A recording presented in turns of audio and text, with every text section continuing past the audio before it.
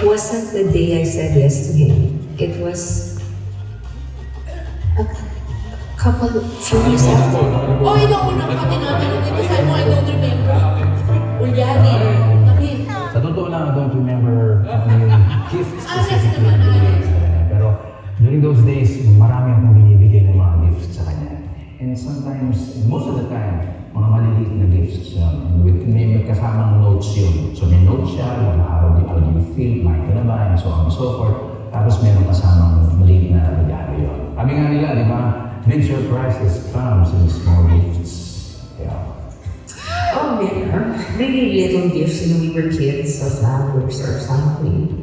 But he did give me a ring before he proposed pa. We were just boyfriend and girlfriend before I said yes to the marriage proposal. He gave me a ring that I wore all the time.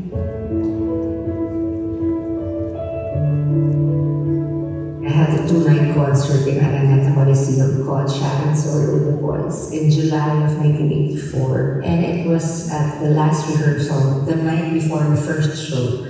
He came to Araneta and I was already going backstage. Tapos may hagdanan pababa sa floor 9. So from the stage, I went like this. Then I saw him coming. So nasa taas pa ako, di ba ako nakakababa ng hagdanan. And that's when he just said, let's get married, I wanna marry you. Okay, so when I was backstage, when I proposed, that was not planned. Those things just happened, it was spur of the moment. So it was fun, and that moment really felt, this is it.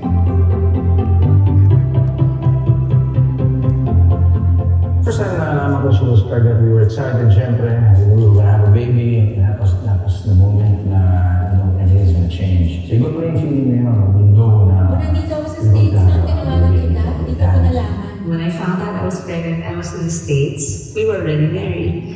And it was so... alam mo yung mixed yung emotions ko because I was scared that my dad would get a heart attack if he found out. Not only that I was pregnant, but that I had married behind her back. So I was happy though. I was happy because I felt, oh my God, we're gonna have a baby together. And, oh my God, this man I love.